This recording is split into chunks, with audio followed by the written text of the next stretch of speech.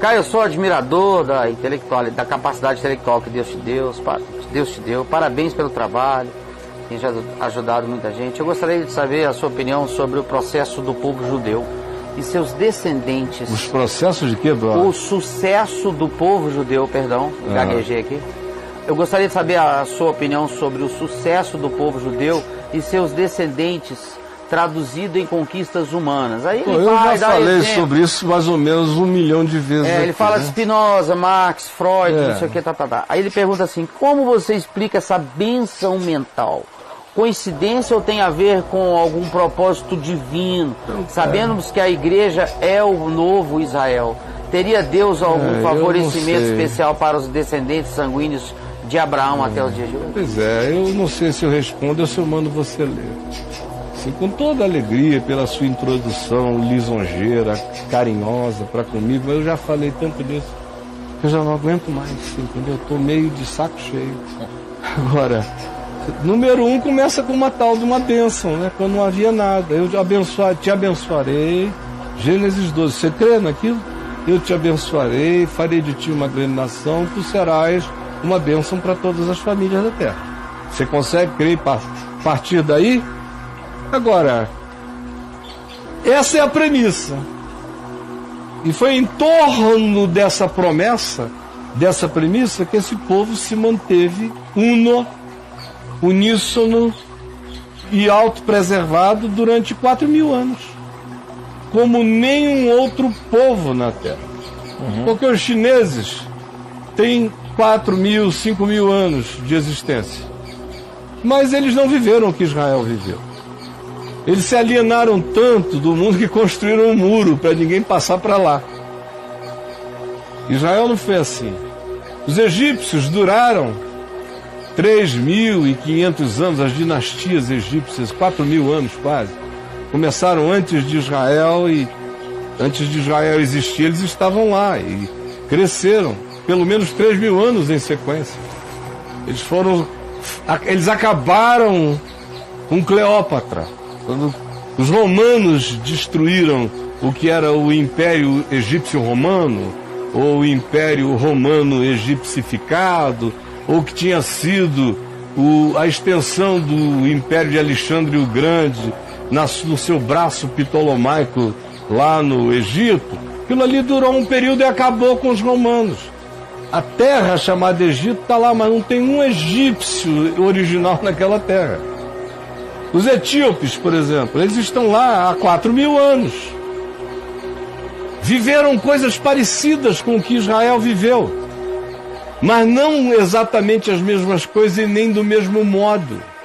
E nem tiveram o registro dessa manifestação de um lado da história deles em sequência cronológica e do que eles interpretaram como soberania de Deus.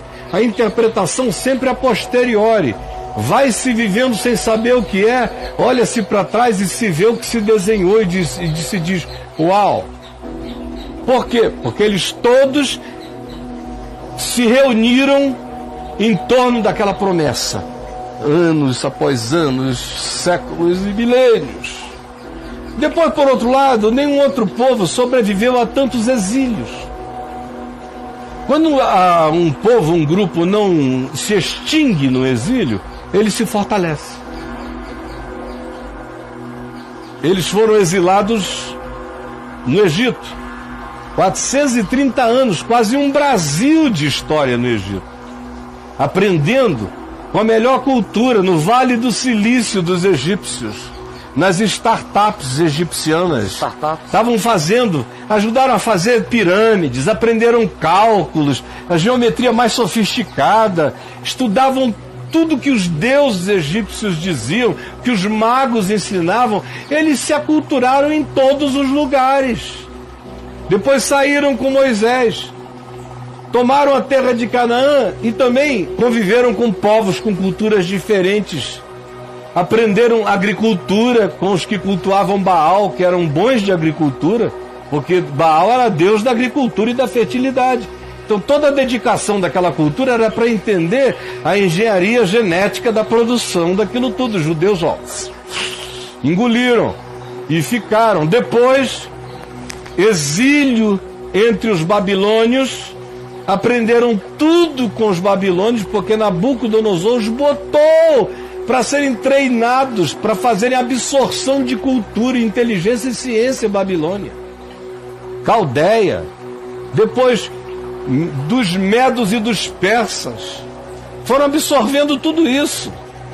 Você vê o livro de Daniel, cobre um espectro enorme de uma produção, de um tempo de uma produção científica extraordinária. Eu não tenho tempo aqui para fazer a correlação.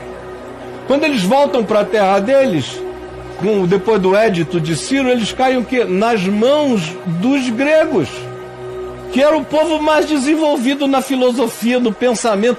Os caras estavam já discutindo, 300 anos de Cristo, a existência do átomo.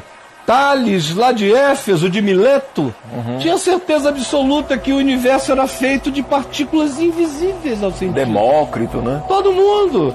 O verbo, essa ideia de um verbo como razão original, já estava presente entre eles. E os judeus foram viver sob a gestão dessas alternâncias de poder do mundo grego, ora com os Ptolomeus no sul, ora com os Seleucidas ao norte.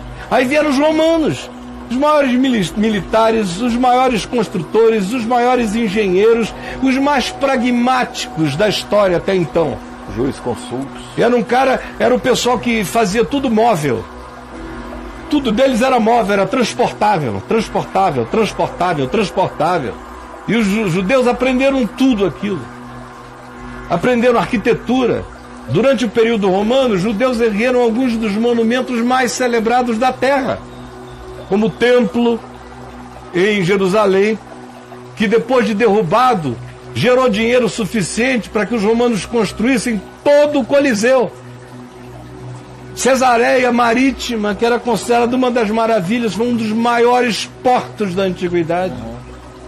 Aprenderam desse monte de coisas e evoluíram em todas essas áreas. Aí foram levados cativos para uma dispersão que durou quase 2000 anos, meu amigo.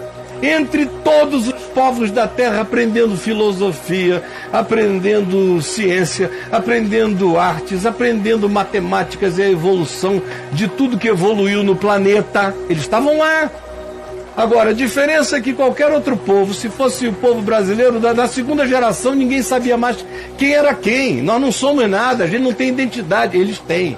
E aonde está fincada a identidade deles? Naquela promessa feita a Abraão. Então, a história deles explica. A promessa explica a história.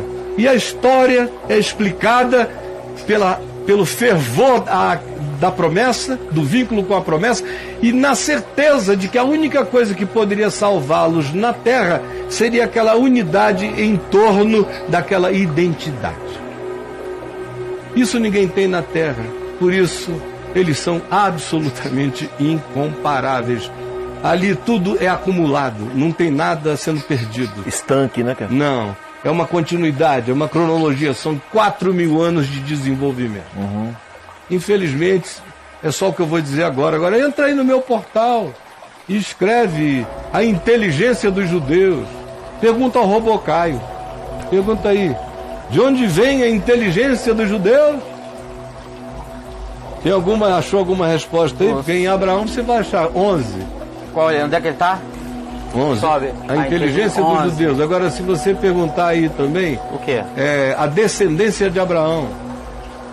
A descendência de Abraão. Ou se escrever judeus e ciência, ciência e judeus, ciência e tecnologia. Olha, só nos últimos, desde o início do ano, essa deve ser a 4ª vez que eu respondo a mesma pergunta. 27, ciência e judeus. A descendência de Abraão tem 40. Descendência de Abraão, vai aí, meu filho, faz tua parte agora, tá bom? Ciência e judeu, no singular, deu 19. Tá? Tem bom. até um primeiro texto aqui, Henry Ford e os protocolos dos sábios de Sião. Olha a loucura. Tá tudo lá no robô, né? Tudo lá no Robocaio. Beleza.